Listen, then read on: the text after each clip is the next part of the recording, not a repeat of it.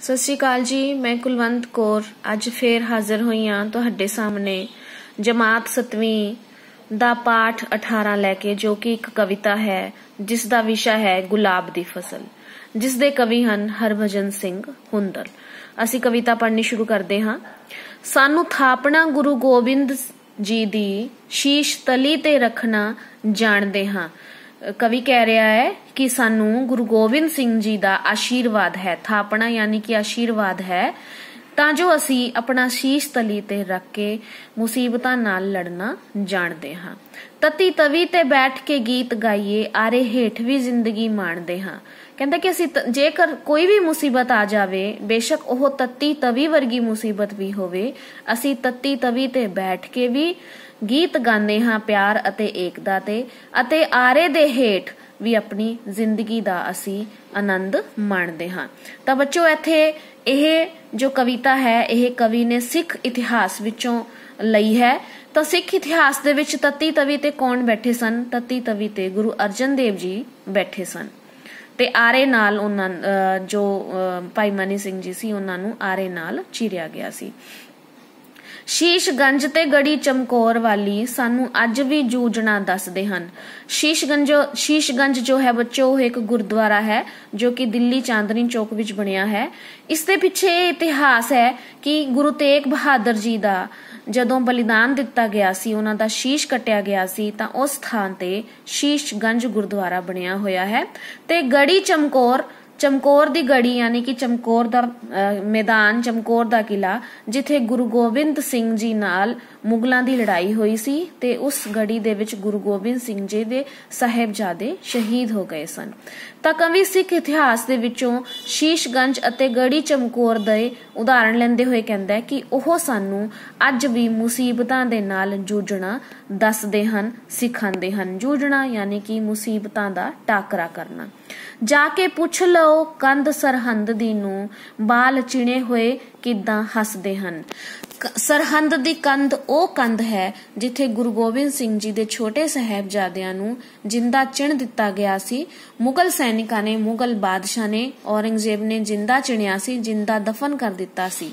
ते कवि कह रहा है कि ओह सरहंद दी जो कंध है जाके उस तो पूछ लो कि उस कंध दे विच जो शहीदी प्राप्त होए बच्चे हन, बाल हन, ਉਹ ਅੱਜ ਵੀ ਸਾਨੂੰ ਹੱਸਦੇ ਹੋਏ ਨਜ਼ਰ ਆਉਂਦੇ ਹਨ। ਮੀਰ ਮन्नू ਨੇ ਵਾਡੀਆਂ ਲੱਖ ਪਾਈਆਂ, ਅਸੀਂ ਫੇਰ ਵੀ ਖਿੜੇ ਗੁਲਜ਼ਾਰ ਵਾਂਗੂ।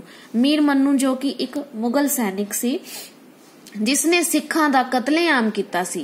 कवि कह रहा है कि मीर मन्नू वर्गे कई मुसलमानां ने कतलेआम कीता सी, वाडियां करनियां, कतलेआम करना, पर असी फिर भी गुलजार दे वांग, फुल्लां दे वांग खिड़े होए नजर आ रहे हां।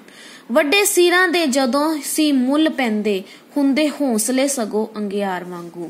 ਕਹਿੰਦਾ ਕਿ ਉਸ ਸਮੇਂ ਜਦੋਂ ਸਿੱਖਾਂ ਦੇ ਸਿਰ ਵੱਢ ਦਿੱਤੇ ਜਾਂਦੇ ਸਨ ਤੇ ਉਹਨਾਂ ਸਿਰਾਂ ਦਾ ਮੁੱਲ ਪੈਂਦਾ ਸੀ, ਉਹ ਸਿਰ ਵਿਕਦੇ ਸਨ। ਕਹਿੰਦਾ ਕਿ ਉਸ ਸਮੇਂ ਵੀ, ਉਸ ਸਮੇਂ ਨੂੰ ਯਾਦ ਕਰਕੇ ਅਸੀਂ ਅੱਜ ਵੀ ਸਾਡੇ ਜੋ ਹੌਸਲੇ ਹਨ ਉਹ ਅੰਗਿਆਰਿਆਂ ਦੇ ਵਾਂਗੂ ਵਖਦੇ ਹਨ, ਬਲਦੇ ਹਨ कि असी मुसीबतां नू हले भी टाकरा दे सकते हाँ। बंद बंद भी कट के वेख चुके, फुल महकणों फेर ना बंद होए। कहंदा कि साडे बंद भी कटवा दिते गए, पर फिर भी जो साडे अंदर शहीदी नू प्राप्त करन दे जो फुल हन, जो खुशी दे फुल हन, ओह अजे भी महकदे हन। चाड़ चड़खड़ी परख दे सिदक साडा, साडे हौसले होर बुलंद होए। चरखड़ियां ते चाड़ के जो साडा सिदक यानी कि सबर, साडे सबर नू परखदे सन, फिर भी साडे हौसले जो सी ओह होर बुलंद हो रहे सन। यानी कि साडे सामने जिन्नियां भी मुसीबतां आ जान, असी उन्हां मुसीबतां नू बड़ी सहनशीलता दे नाल उन्हां दा टाकरा करदे हां ते आखर उस ते जिੱਤ प्राप्त करदे हां। टोटे जिगर दे सामने करन टोटे, मावां डकरे झोली पवांदियां ने। टोटे जिगर दे टोटे यानी कि छोटे बच्चे, बाल। कहंदा कि जिन्ना मावां दे सामने उन्हां दे जिगर दे टुकड़ियां नू यानी कि उन्हां दे बच्चियां नू उन्हां दे सामने ही कतल कर दिता जांदा सी, टुकड़े टुकड़े कर दिता जांदा सी, ते ओही मावां झोली दे विच अपने बच्चियां दे डकरे यानी कि टुकड़े अपनी झोली दे विच पवांदियां ने। भाव साडियां मावां भी इन्नियां बहादुर हन कि ओह बच्चियां नूं शहीद होंदे घबरांदियां नहीं। उन्हां सुट के बोचदे नेजियां ते भोरा फेर भी नहीं घबराउंदियां ने। कहंदे कि उच्चा बच्चियां दे टुकड़े नूं उच्चा सुट के ओह नेजे विचों एक हथियार हुंदा है, नेजियां ते बोचदे सन यानी कि पकड़दे सन, पर यह दृश्य वेख के भी मावां घबरांदियां नहीं सी। इस मिट्टी दे नाल है इश्क सानू, नाल खून दे इस नू रंगदे रहे। कहंदे कि सानू अपनी देश दी मिट्टी दे नाल इश्क है, प्यार है, ते अपनी इस मिट्टी नू तरो ताजा रखण दे लई, जिंदा रखण दे लई असी इस नू अपने खून नाल रंगदे रहे हां। कानूवान दे जंगलां विच बैठे खैर फेर भी देश दी मंगदे रहे। कानूवान दे जंगलां विच बैठ के, जो कि सिख इतिहास नाल संबंधित है, इत्थे जंगलां दे विच जदों सिख बैठे सन फिर भी ओह अपने देश दी, अपने वतन दी खैर मंगदे जा रहे सन। जदों अंबां नूं लग्गिया बूर होवे, कोयल आण के उस थां चहकदी है। कहंदे कि जदों अंब दे बाग दे विच अंबां दे रुखां नूं बूर लगदा है यानी कि फल लगदा है, तां उस थां ते आके कोयल भी अपने मिठे गीत गाने शुरू कर दिंदी है। जिथे जिथे शहीदां दे रत डुले उथे फसल गुलाब दी महकदी है। कवि कह रहा है कि जिस जिस थां ते शहीदां दे खून डुले हन, शहीदां दा रत विया है, उस थां ते गुलाब दी फसल जरूर महकदी है।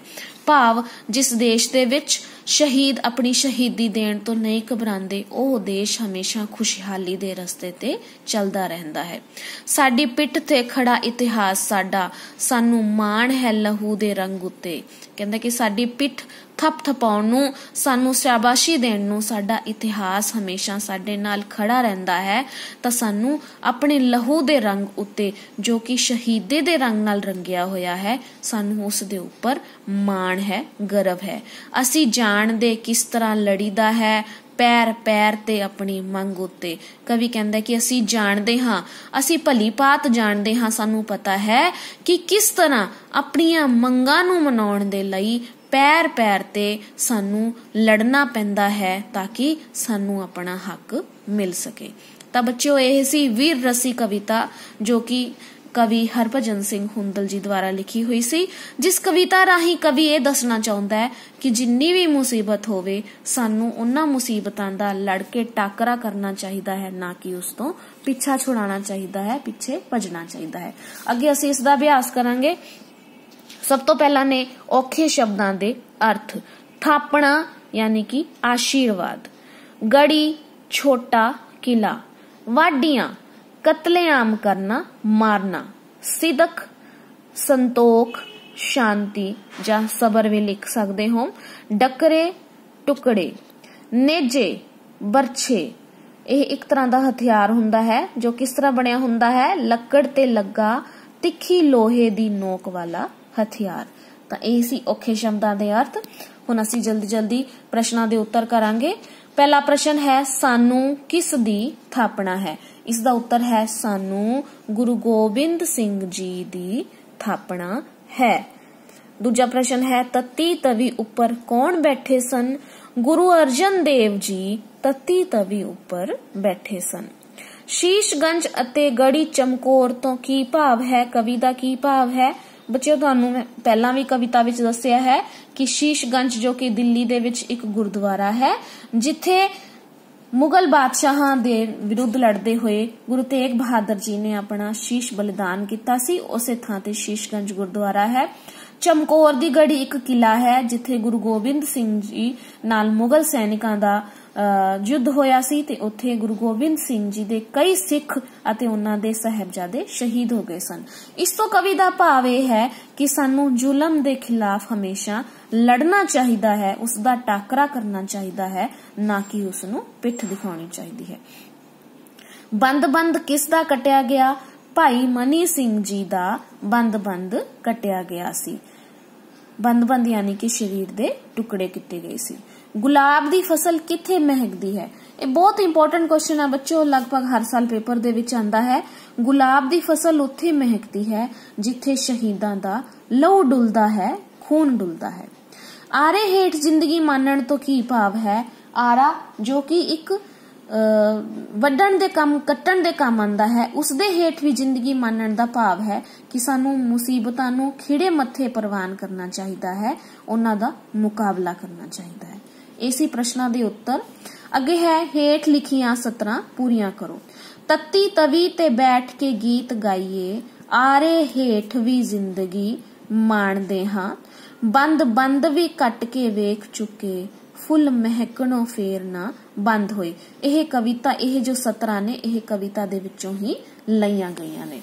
अगला है जदों अंबा नूं लग्गा बूर होवे, कोयल आके उस थां चहकदी है, साडी पिठ ते खड़ा इतिहास साडा, सानू माण है लहू दे रंग उत्ते।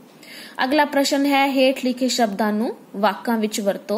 तो बच्चों ये शब्द ने जिन्हां दा तुसी एक वाक बनाना है, मैं तुहानूं 2-3 दस देनी हां, अगले शब्द तुसी अपने आप बना सकते हो। शीश, शीश यानी कि सिर, शीश शीशगंज गुरुद्वारा दिल्ली दे विच स्थापित है। या शहीद हमेशा अपना शीश तली ते रख के चलते हैं। तली, तली दा भी यही बन सकता है, तली यानी कि हथेली।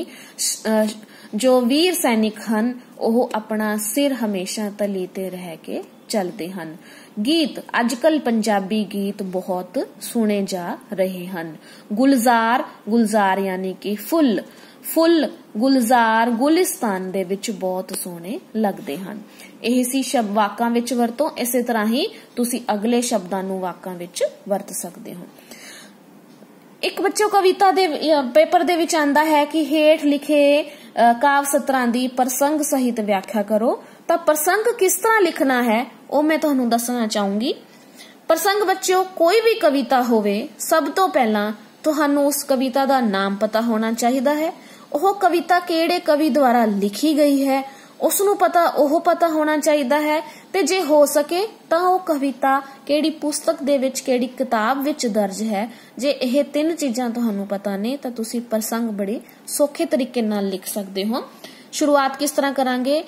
यह काव टोटा यानी कि कविता दा टुकड़ा, कविता दियां सतरां। पंजाबी पाठ पुस्तक दूजा पड़ा जो कि तुहाडी पुस्तक दा नाम है, विच दर्ज कविता गुलाब दी फसल जो कि कविता दा नाम है विचों लिया गया है। यह प्रसंग दी पहली सतर है कि यह काव टोटा पंजाबी पाठ पुस्तक दूजा पड़ाव विच दर्ज कविता गुलाब दी फसल विचों लिया गया है। इस दे कवि हरभजन सिंह हुंदल हन। कवि दा नाम है। यह 3 चीजां तो बाद उस कविता दे विच कवि की कहना चाह रहा है ये लिख सकते हो, या उन्हां काव सतरां दे विच कवि की दसना चाहुंदा है तुसी ये लिख सकते हो। तां मैं इस प्रसंग दे विच इस कविता दा भाव दसूंगी कि इस कविता राही कवि सानू प्रेरणा दे रहे हन कि सानू कदे मुसीबत तो डरना नहीं चाहिदा ते अपने हक लई सदा लड़ना चाहिदा है। तां बच्चों ये सी अज दा पाठ, अज दी कविता गुलाब दी फसल। उम्मीद करदी हां तुहानू मेरे द्वारा पढ़ाया ये पाठ समझ आया होना। जे तुहानू कोई सुझाव देना चाहुंदे हो या कुछ पुछना चाहते हो तां तुसीं मैनू कमेंट बॉक्स दे विच कमेंट कर सकदे हो। बहुत बहुत धन्यवाद।